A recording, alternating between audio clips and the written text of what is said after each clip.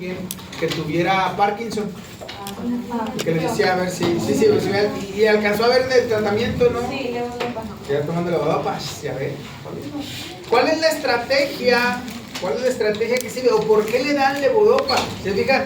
Están buscando que tenga mayor cantidad de precursor, y al tener una mayor cantidad de molécula precursora, entonces aumentan la probabilidad de que se produzca mayor cantidad de dopamina.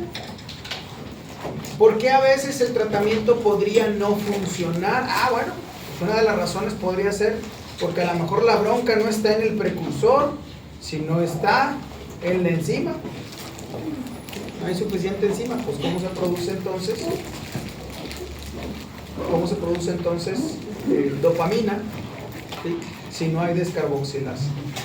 Bien, entonces recuerden, de todos los neurotransmisores tenemos que tener reconocidos precursores, esto es, la molécula que se toma de base o las moléculas que se toman de base para la producción.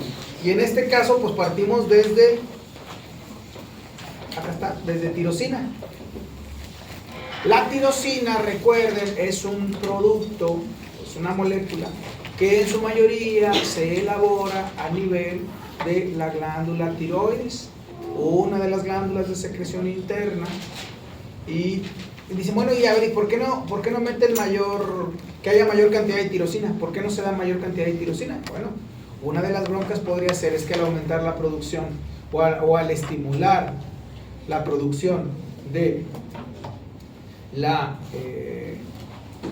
al aumentar la producción o aumentar el funcionamiento de la glándula tiroides, lo que vamos a tener pues es que se van a modificar otro montón. Y entonces, ¿qué es lo que va a pasar? En lugar de solo tener mayor cantidad de dopamina, lo que vamos a tener es una mayor cantidad de otras como la T4, la TSH, etc. Y entonces eso llevaría al organismo a un hipertiroidismo. ¿Sí? Por eso pues, no se le tira ese. Entonces, aquí la enzima primero que participa es la tirosina hidroxilasa para tener L-dopa. Y esta L-dopa, o sea la L-hidroxifenilalanina, esa sí es la precursora de la dopamina. ¿Ya se fijaron que todas las enzimas dan dato de qué es lo que hacen? A ver, tiene descarboxilasa, ¿vale? Esa es la enzima. Agarra L-hidroxifenilalanina y le va a quitar CO2. O sea, es esto, descarboxilasa. ¿Okay? Entonces, ¿qué es lo que pasa con esta? ¿Vale? Con esta enzima, pues va a quitar CO2. ¿Vamos bien hasta ahí? Y cuando dice hidroxilasa, ¿qué quiere decir? Que dio hidrógeno y oxígeno. ¿Qué pasa cuando tiene metil? ¿Sale? Cuando tiene metil. Okay. Cuando hay un grupo metilo, pues lo que está dando es CH3. Ya sea, a ver, ¿a quién le gustaba la química en secundaria? Levante la mano, ¿a quién le gustaba la química? Okay. No sufrirá, ¿sale? Al que odiaba la química, híjole, iba a marchar gallo. ¿Vale? La química, la verdad, déjenme les cuento, que es el punto en el que uno tiene que ir a dar cuando quiere saber cómo funcionan las cosas. Eso me lo decía un ingeniero metalúrgico cuando trabajaba en Cominsa y yo andaba interesado en esto del cerebro y esas cosas y demás. Una vez me dijo Edgarito, que se me decía, Edgarito, vas a ir a dar con la química, ¿vale? No hay manera de que no vayas a dar con la química. Y pues sí, efectivamente, ¿vale? Los neurotransmisores al final, la manera de entenderlos es a través de química. ¿Sí? Bien. Entonces, hasta aquí tenemos cómo se produce. ¿Vamos bien hasta ahí? Sí. Ahora vamos a ver dónde es donde actúa. O sea, los receptores. ¿Sí? Los receptores, recuerden, que son los sitios donde llega la molécula que está particularmente en los canales iónicos y ahí sirven para abrir el canal y permitir el acceso de iones. ¿Vamos bien hasta ahí? Entonces tienes de receptores, se llaman D1, D2, D3, D4, ¿vale? Hay algunos que son subtipos, luego van a encontrar, por ejemplo, D1 alfa, D1 beta y así. ¿Okay? Pero eso pues que no los asuste, si tienen una D, son receptores de dopamina. ¿Okay? Y cuando les digo que lo van a encontrar, pues van a encontrar, por ejemplo, en el vademecum, que es una de las cosas que van a revisar en algún momento ustedes, a través de una serie de casos que vamos a revisar, que no son los casos del año pasado, van a ser nuevos. ¿Vale? Yo esto se los digo por si luego los que ya llevan la materia dicen, ya lo tengo hecho. Nel, ¿vale? Van a ser casos nuevos, ¿vale? Que obviamente involucran neurotransmisores. Déjenme les cuento que los casos que yo realizo pues, son de los pacientes que veo, de los pacientes que me toca revisar. Alguna parte, luego hay alguno que sí tengo que modificar, porque pues obviamente no va a venir el nombre, ¿verdad? Claro. ¿Vale? Yo por eso siempre he sido insistente de que el día que deje de ver pacientes ese día dejo de dar clases. ¿Vale? No tiene sentido yo que venga y les cuente aquí cosas de... Y siempre voy a defender que voy a atender pacientes, si bien el pase le pasa. Si bien el hecho de estar en la academia pues involucra que tengas que hacer investigación, involucra que tengas que sacar artículos, etcétera. Ya me antojó la galleta. No, más porque no le saco la vuelta a las harinas y esas cosas. Sí, hambre, que tengo 47 años, no me puedo poner a descompadrme, va a valer gorro. Una no es ninguna. Entonces, así empieza uno, Así empieza uno y mire luego en qué carnes está uno. Ya hasta se me olvidó que le estaba diciendo. ¿Qué le decía? ¿Qué le decía? Me distrajo con la galleta.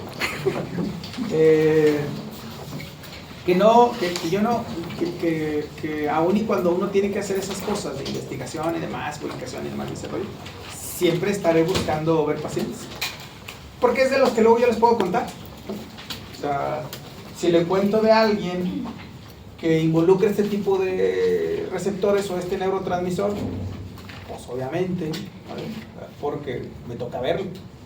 ¿Sí? ¿Está bien hasta ahí? Bien, entonces, ahí tenemos los receptores.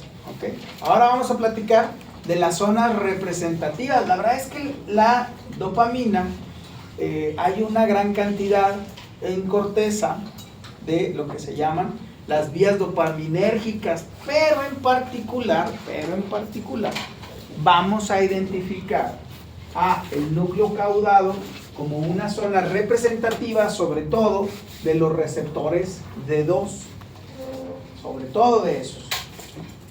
Funcionan con dopamina, ¿vale? De hecho, una muy buena parte de todo el sistema límbico, los receptores anteriores, tienen estas llamadas vías dopaminérgicas.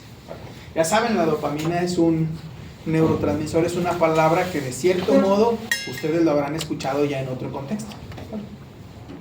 ¿Por qué? Porque pues, bueno, es una palabra hasta medio popular. De hecho, y acuérdense, decíamos la vez pasada, el término dopaje, bueno, y las canciones, claro. El término dopaje parte de la dopamina. ¿Sí? ¿Por qué? Porque pareciera que una elevación de la activación de receptores dopaminérgicos trae como resultado un estado de excitación, pero me refiero a una excitación en cuestión a una hiperalerta, ¿vale? Trae como resultado también incluso activaciones de zonas corticales que luego van a producir percepciones que no vienen de un estímulo exterior. En esto no sé si me explique. Vamos a ver. Como un recuerdo. No, hombre, bueno, fuera. ¿Vale? Estamos hablando de alucinaciones. ¿Vale? Okay. A ver, vamos a ver. Si usted quiere distinguir, a ver, las personas cuando tienen alucinaciones, es que ellos es lo que están percibiendo. ¿Vale? O sea, no es, dicen, es que, a ver, ¿cómo podemos definir una alucinación? ¿Una alteración? No. No diga esas cosas, o sea, vamos a ponernos en el punto de la persona en la que lo vive. Okay. Quien tiene una alucinación, ¿vale? No es que se imagine cosas, de hecho ni se dan cuenta que está alterado algo, ¿no? Para ellos efectivamente está ahí el rey Juan Carlos, ¿vale? Platicando con ellos y le contestan, sí, pues yo te decía que tal. En mi colonia había una mujer que tenía claramente alucinaciones auditivas y posiblemente visuales. Iba por la calle, ¿vale? Iba todo el tiempo, sí, porque yo le decía que luego, pero luego le decía que no fuera, pero luego él quiso ir, y es que yo le digo que no, y pues no sé, ¿tú qué piensas? Sí, iba platicando con alguien, ¿vale? Obviamente no te veía, me dice, ya se le fue con quien va platicando, ya la dejaron atrás,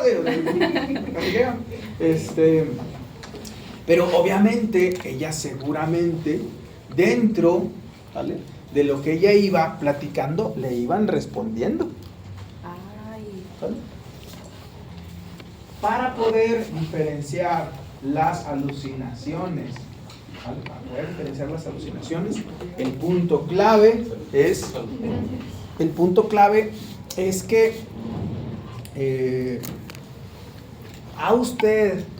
usted ha experimentado o le ha pasado que de repente alguien le diga que, o que usted vea cosas que los demás no pueden ver. Si la respuesta es sí, güey, estoy teniendo alucinaciones, ¿no? Ay, no. Si usted ve cosas que los demás no pueden ver, es muy alta la probabilidad de que sean alucinaciones. Esto es, si tú hablas con Dios, eres religioso. Pero si Dios te contesta, entonces seguramente serán alucinaciones, güey. ¿Sí? Estás teniendo alucinaciones auditivas, aunque suene no contestar. ¿Sí me explico? Sí. Es la manera en la que podemos diferenciarlo. Entonces, una elevación de dopamina puede traer estados alucinatorios. Y entonces ustedes dirán, esta sería una parte que podría explicar cómo actúan algunas sustancias como hongos, alucinógenos y esas cosas. Y yo diré, sí, van a pegar seguramente con vías dopaminérgicas. ¿Sale? ¿Vamos bien hasta ahí? Y cuando, por ejemplo, no consumes nada y tienes alucinaciones, ¿es exclusivamente...? Puede ser que esté involucrada la dopamina. Y entonces la estrategia farmacológica, ¿cuál es? Pues vamos a bajar los niveles de dopamina. ¿Sí? Las personas con esquizofrenia, cuando tienen cuadros de alucinaciones, la estrategia es vamos a bajar dopamina. ¿Y cómo se hace eso? ¿Se acuerdan del mecanismo de eliminación? O sea, que dijimos todos los neurotransmisores tienen que tener un mecanismo de eliminación. Entonces vamos a elevar el mecanismo de eliminación. Monoaminoxidasa. En este caso es la monoaminoxidasa. ¿Y está sintetizada? La MAO. La monoaminoxidasa, acuérdense, sería un grupo de enzimas, ¿vale? Este grupo de enzimas lo metemos desde fuera. Ya conocemos la forma química de la monoaminoxidasa, la metemos desde fuera. ¿Para qué? Para que si hay una mayor cantidad de monoaminoxidasa, quite la dopamina de la sinapsis, sobre todo de estas vías dopaminérgicas, y con ello disminuyan los signos y los síntomas relacionados con las alucinaciones.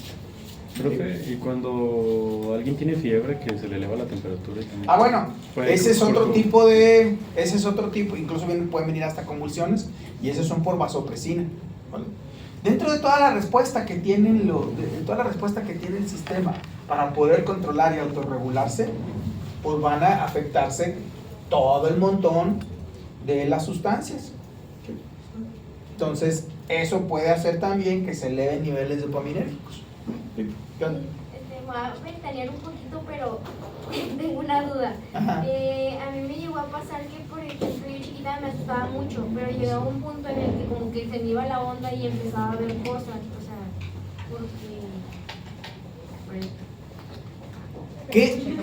¿Qué labor tendrían? Ojo, es que vamos a ver, la dopamina, ahorita vamos a ver que funciona como precursora para otras dos aminas biógenas, otras dos moléculas neurotransmisoras, que son nada más y nada menos que la noradrenalina y la adrenalina. ¿A que no sabe qué hace o cuál es la labor principal de la noradrenalina? Estar ante la respuesta, entrar a la respuesta de la situación del límite. Por eso luego a las personas, por eso la adrenalina se ha asociado a un estado como de una alerta, de hecho, y es que es verdad, o sea, un chute adrenérgico hace que si tienes un golpe ni color te des, o que estés fracturado y ni color te des. ¿vale? ¿Por qué? Porque es parte de la respuesta de protección que tiene el organismo. Y entonces funciona a través de adrenalina. Ya después viene el bajón bien gacho, ¿sí? Y luego después ya, o sea, después de una descarga así, pues quedas hasta, ya es cuando te pega, ¿no? Es cuando ya traes el resto, ¿sí? Sí puede ser. Entonces, son luego las cosas que podrían pasar, o sea, hay un aumento de dopamina para tener mayor cantidad de adrenalina y entonces eso le pudo haber llevado a tener este tipo de cosas. ¿Sí? ¿Va bien hasta ahí? ¿Sí? ¿Por qué? Bueno, entonces decía, las vías dopaminérgicas son esas, ya se fijaron, ya tenemos completo este neurotransmisor. Tenemos precursores, ¿verdad? L-hidroxifenilalanina, tenemos mecanismo de síntesis, pues a través de la descarboxilasa de dopamina, ¿sí? Y luego tenemos receptores de 1, de 2, de 3, de 4. Tenemos zonas representativas, ¿sí? Ganglios basales y las vías dopaminérgicas de los receptores anteriores, ¿vale? Y tenemos la eliminación, monoaminoxidasa. ¿Va bien hasta ahí? ¿Sí? Aparte de los ganglios basales, ¿qué más dijo? Las vías dopaminérgicas que corresponden prácticamente a todo el sistema límbico. Y dijo otra palabra. De ¿Palabra? no sé qué, de... Sí. ¿Qué dije? Ganglios basales, vías dopaminérgicas y todo eso. Sectores prefrontales. Porque son los que constituyen el sistema límbico. ¿Sí? ¿Sí? Profesor, ¿Qué pasa? y la monoaminoxidasa. Monoaminoxidasa. Bueno, viene la palabra mono, viene. Mono quiere decir uno. O sea, por eso uno, sí, es como Sí. la configuración de los monosacáridos y sacáridos. Esa sí, haga de cuenta, por ahí va. ¿Sí, sí? Ya se fijaron que el nombre, ya ves, yo les voy a repetir todo el tiempo que en esto no somos pendejos, ¿vale? No, tengo que tener guías, ¿vale? Partiendo de dopamina y por la acción de una beta hidroxilasa, lo que vamos a tener es noradrenalina. Entonces, precursor de noradrenalina, dopamina. ¿Sí? ¿Va bien hasta ahí? Mecanismo de síntesis, pues dopamina beta hidroxilasa. A ver, estos dos neurotransmisores, noradrenalina y adrenalina, también se los van a encontrar incluso como hormonas. ¿Por qué? Porque una buena parte de la secreción de noradrenalina y adrenalina viene dada por las glándulas suprarrenales, por la corteza suprarrenal, que es parte del sistema endocrino. Y una muy buena parte de la secreción de estas van a dar, ¿vale? Por eso también las van a encontrar como hormonas. En el caso del cerebro, estas moléculas, que si se fijan, lo único que tienen, o más bien, una de las cosas que tienen de diferencia es un CH3, o sea, un grupo metilo. A ver, CH3 es metil, CH4 es metano. El metano ya es un gas, ¿vale? Y según esa singularidad que se inventó por ahí Hawking con el Big Bang y esas cosas, ¿vale? Aquí se ve mágicamente, por algo que fue fortuito, se juntó carbono y 4 hidrógenos, produciendo entonces el gas que produjo la explosión de sí, güey, pues está cabrón, partes también de una singularidad, ¿vale? Que es similar a decir Dios creó al hombre a su imagen y semejanza, ¿vale? No se fijan en eso, esto es muy interesante, ¿vale? O sea, por eso luego el origen del universo, pues dices, bueno, pues sí, güey, pero partes de algo que es singular, ¿vale? Y entonces, ¿cómo es que ocurre algo singular si no es por mano o decisión de alguna otra cosa más? Llámele usted como se llame. ¿Sí? Por eso luego es complicado lo de entender cómo es que llegamos acá, ¿sí? Cómo es que llegamos a ser organismos dependientes del carbono. Bien, entonces tenemos de dopamina beta, de dopamina, con la acción de dopamina beta hidroxilasa, producimos noradrenalina. Y luego, tomando noradrenalina, por la acción de feniletanolamina N-metiltransferasa, ¿vale? Y ya sé, ese nombre está muy rimbombante, pero el punto clave es este, metil.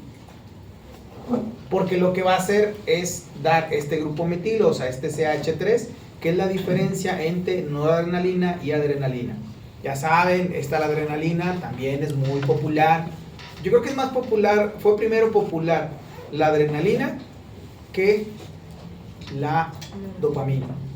La dopamina en las últimas fechas, la adrenalina pareciera que sí, ¿no? Ya saben que todos aquellos que gustan de actividades extremas y demás, en algún momento dicen que son adictos a la adrenalina. Y no diga pendejadas, ¿verdad? Vale, la verdad es que usted nada más es alguien que tiene el privilegio de poder hacer esas cosas, ¿sale?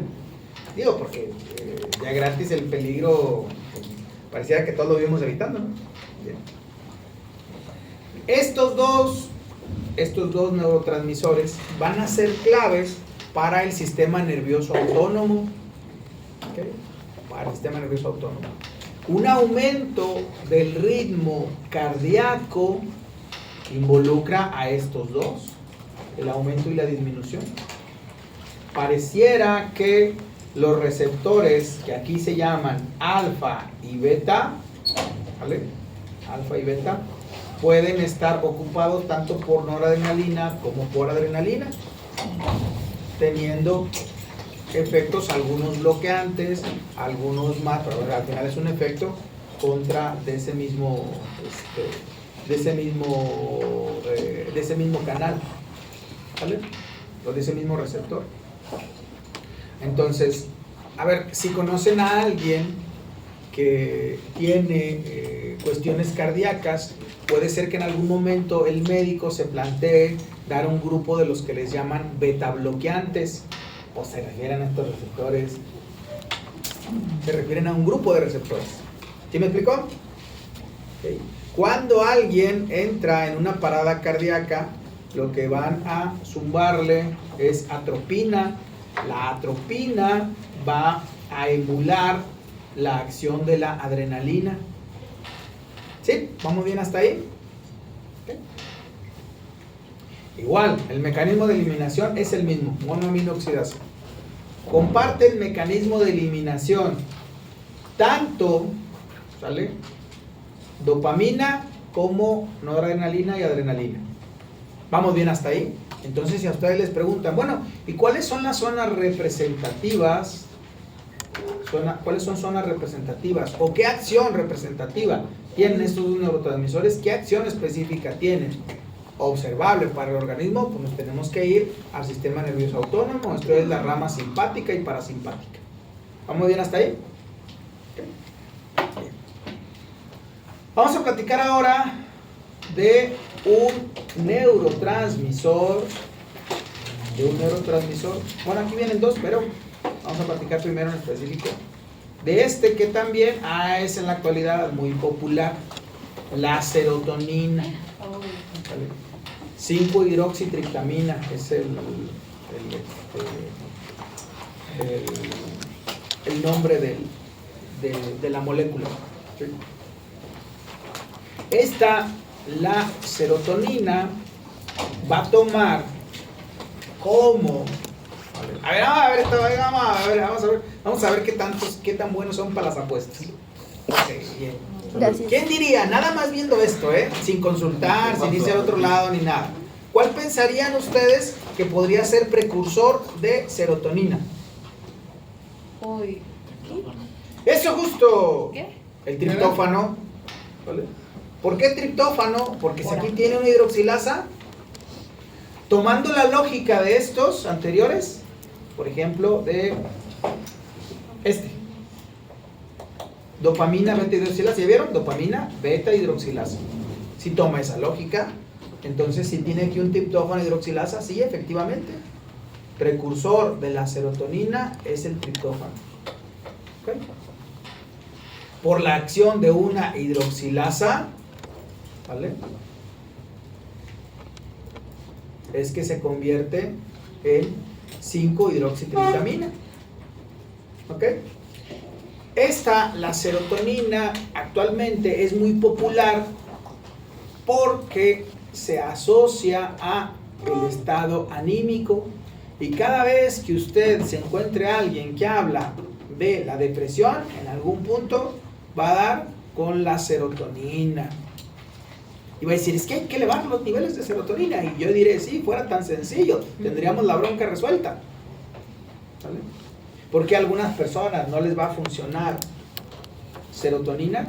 O sea, no solo el aumento de la serotonina eleva el estado anímico, porque el estado anímico es más que eso, ¿vale? Es más que solamente la acción de una molécula.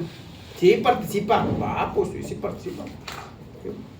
Pero por eso luego en el tratamiento de la depresión no se puede uno ir a una sola estrategia.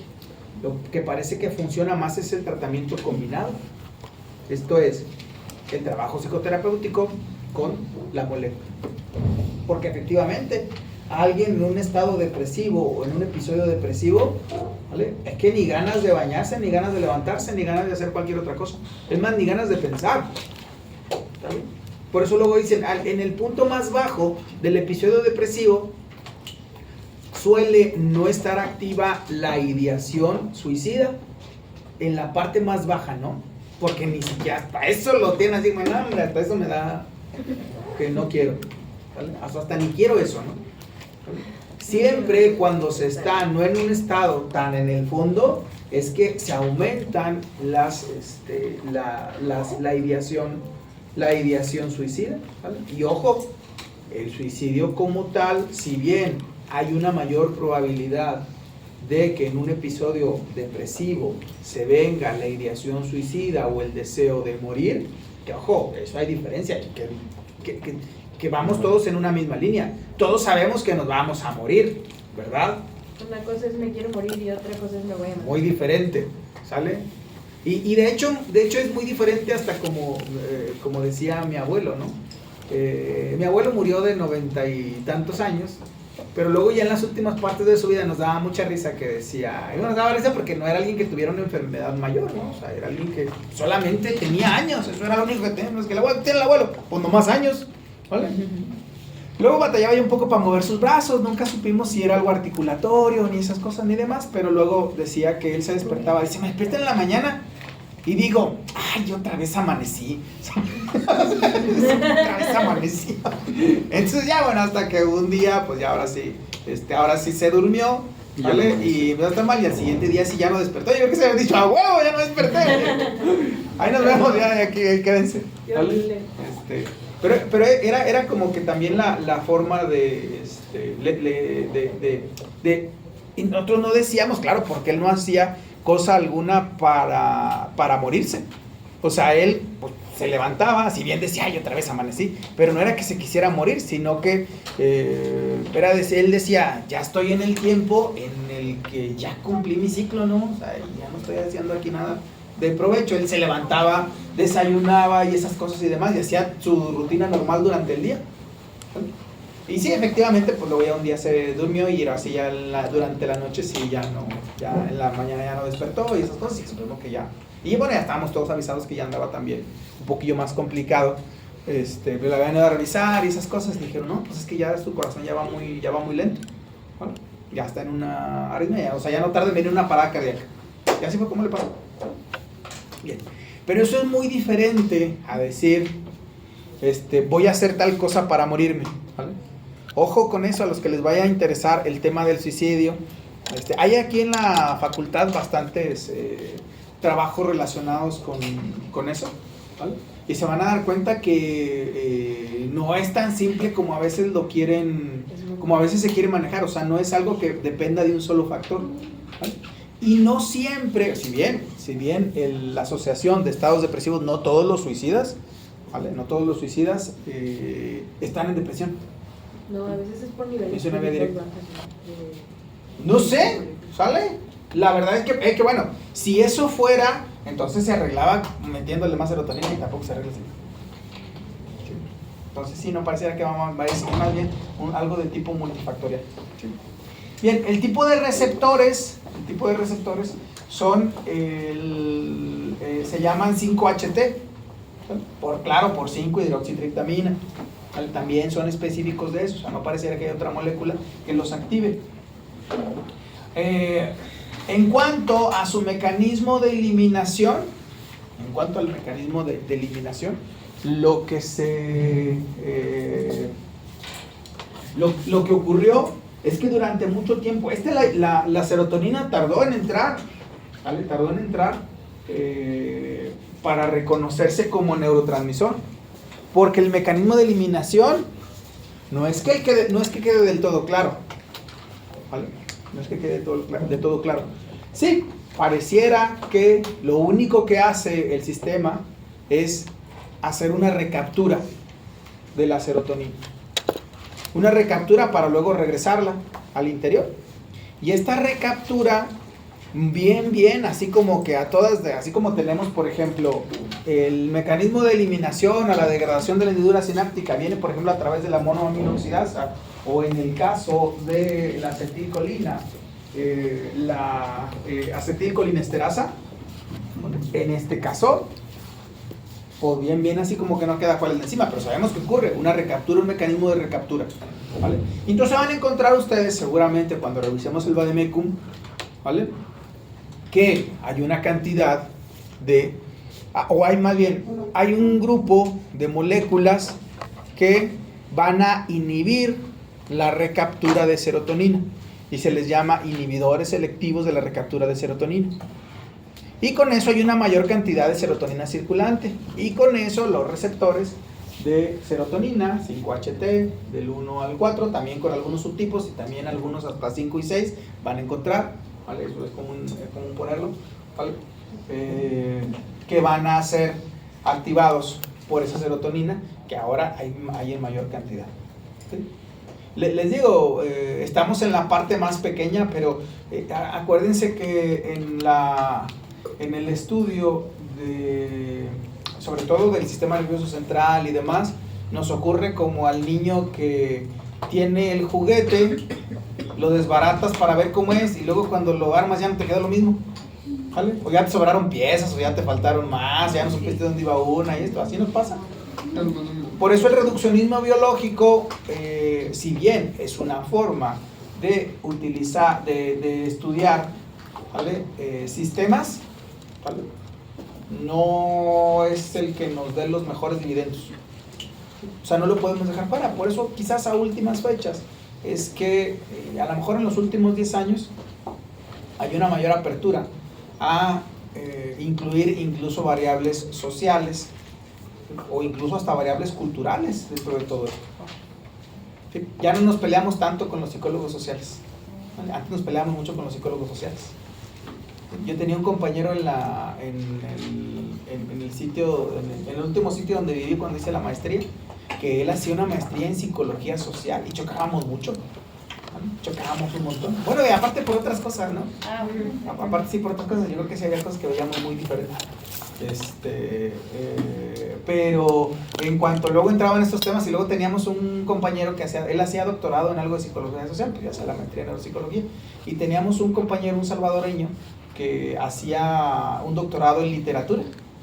Entonces de repente, sábado por la noche y todavía sin muchas cervezas encima, es que luego a le gustaba, a Carlos, el salvadoreño, le gustaba que estuviéramos en el mismo sitio los tres y le gustaba aventar temas para que los que sabía que entrábamos en controversia, ¿no? Sí, con lo que nunca pudo, era que yo le decía, bueno, a ver, después de todo ese rollo, ok, perfecto. Pero ¿en qué se convierte una idea si no hay un cerebro que la procese y la piense? Touché, ¿sale? En eso y con eso ya no voy a decir, porque la defensa de esto del imaginario social y esto, y es que la cultura y eso. Y claro, entraba mucho en choque porque al final eran dos perspectivas que estaban muy lejanas, ¿no? Yo creo que a últimas fechas sí tienes que tomar en cuenta que hay una adaptación de todos y cada uno de los sistemas dependiendo del contexto en el que están, ¿sale? Esto es, yo les puedo decir, yo no me paso los semáforos en rojo, ¿vale? Sí, yo nunca me paso un semáforo en rojo, ¿no? Pero usted no sabe si en un contexto determinado sí me lo vaya a pasar, ¿vale? por n número de cosas, ¿vale? Si veo que hay alguien enfermo, si veo que llevo a alguien que necesita apoyo, si tengo que llegar rápido a un sitio, pues seguramente eso me lo va a pasar. O sea, que no puedes estar fuera de tu contexto. ¿Sí? ¿Bien? ¿Vamos bien hasta ahí? Sí. Entonces, bueno, vamos a dar la introducción solamente de la histamina. ¿Vale? ¿Cuáles eran las zonas representativas de la serotonina? La serotonina, luego entonces, también se participa tanto del tallo cerebral como, ¿vale? Todo el sistema de, hagan de cuenta, está tallo cerebral, sistema límbico. Si sistema límbico y también corteza prefrontal va a ser rico en receptores serotoninérgicos. Hay una zona de serotonina a nivel de tallo cerebral que se denominan los núcleos del Raphe, que son luego ricos en serotonina. Luego la serotonina parece que también va a participar en el mecanismo de cambio entre sueño y vigilia. ¿Sí? Entre sueño y vigilia. Entonces, esa es toda la vía del tallo cerebral, núcleos de Raphe. Esos están en nivel del tallo cerebral, están a nivel del encéfalo. ¿Sí? ¿Va bien hasta ahí? Sí. Bien. Ahora vamos a platicar de un neurotransmisor que va a estar regado prácticamente en todo el sistema. ¿Vale? Aunque si alguien les pregunta, ¿dónde hay receptores de histamina? Entonces, decir, pues casi en todo el sistema nervioso central. ¿Vale? Zonas quizás más representativas, pues también estarán en el nivel de tallo cerebral. ¿Por qué? Porque resulta de que la histamina, ¿vale? La histamina es un neurotransmisor, ¿vale? Es un neurotransmisor que parece que apoya esto del estado de alerta. O sea, apoya la promoción también de la vigilia en conjunto con la serotonina. A ver, vamos a ver. ¿Quién de aquí tiene alergias a el polen y esas cosas y demás, etcétera? Levante la mano. Ok, muy bien. A ustedes que tienen alergias, seguramente les dan un tratamiento que interactúa con esta. Loratadina, por ejemplo. ¿Vale? Ok. Muy bien. ¿Vale? Y se van a dar cuenta que algunos que son de primera generación, ¿vale? Como la loratadina, pues le da sueño. Se lo toma y anda todo el rato así como. Los de segunda generación, esos ya no tienen ese efecto secundario, ya lo pudieron controlar, pero porque están actuando con la histamina. De hecho, ¿cómo se llaman? Antihistamínicos. Es al que le van a dar. Pero claro, a la par de controlar la reacción ante al controlar la reacción ante al controlar la reacción, sí, al componente, ojo, a ver, de las alergias, lo que uno tiene que, cuando me preguntan, alergia, lo que hay que decir, ninguna conocida. Porque usted no sabe si lo único que ha pasado es que no está expuesto a ese agente. Y obviamente no sabe que tiene alergia. Sí, efectivamente, hay personas que dicen, es que le pusieron penicilina y empezó con tal y le faltaba el aire y no sé qué tanto. Es una reacción alérgica, güey. ¿Vale? Dice, nada, y no sabía. Pues no, güey, porque nunca había estado expuesto. ¿Sí? Eso es de lo que se trata, entonces por eso siempre. ¿Tiene usted alguna alergia? La respuesta tendría que ser siempre ninguna conocida. ¿Vale? O sea, yo no sé si lo que usted me vaya a dar, si vaya a tener una reacción alérgica. Claro, si usted ya conoce sus reacciones alérgicas o ya sabe que es alérgico a algo, ¿vale? Que eso normalmente pues el alergólogo le pone un montón de cosas, que si el pasto, que si el polvo, que si el polen y eso. ¿Ya han visto quienes están con eso de las alergias? Seguramente en la visita del alergólogo les hicieron esa prueba, ¿vale? Y resulta de que le salen hasta 30 y tantas, ¿no? Usted es alérgico casi a la vida, ¿no? O sea, casi a todo lo que tenga. ¿Sí? Yo tengo una pregunta. ¿Qué será? ¿Podemos ser alérgicos a absolutamente cualquier cosa o hay cosas que No, porque entonces seríamos incompatibles con la vida. No, o sea, por ejemplo, de que, soy alérgico, no sé, a la pintura, no sé. Bueno, pero fíjese que es más bien a un componente específico de. Bueno, por ejemplo, a mí me dijeron que yo soy alérgica a un medicamento en específico que se llama difenidol. ¿Sí? Pero algunos médicos me dijeron, es que no puedes ser alérgico al difenidol. Ok. ¿Cuál sería entonces el componente del difenidol que a usted le provoca alergia? El difenidol tiene otro montón de componentes. No, pues, ¿Ya se fijó? ¿Vale? Ok, es que acuérdense, es a las moléculas específicas. Obviamente puede ser, por ejemplo, aquí en el laboratorio, una vez llega una de las chicas a hacer prácticas profesionales y entonces pues, nosotros ponemos los electroencefalogramas, ¿no? ¿Sí?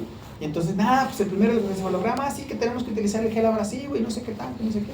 Pues venga, pues agárrate un algodón y ponle el gel abrasivo y se lo puso. Ingas, al siguiente día con las manos hinchadas, ¿sale? ¿Qué te pasó? Dice, es que soy alérgica a los metales. Dije, en la madre, le digo, pues es que esa madre tiene metales, o sea, el gel abrasivo tiene una parte de metales, ya que era lo que hacía, pues cuando ella tenía sus guantes, o sea, más bien, le teníamos guantes para que cuando hiciera el electroencefalograma se pusiera los guantes. Y ya con los guantes pues estaba controlado. O sea, porque es alérgica a los metales. ¿Vale? Entonces, ella directamente cuando están en una proporción baja, que es que luego pueden estar en contacto, que pueda entrar en su piel, sobre todo su piel en contacto con los metales, era que le daba la reacción. ¿Vale? Se hinchaba, que es una respuesta inmune. Bien, entonces, por hoy ahí le dejamos, vamos a seguir platicando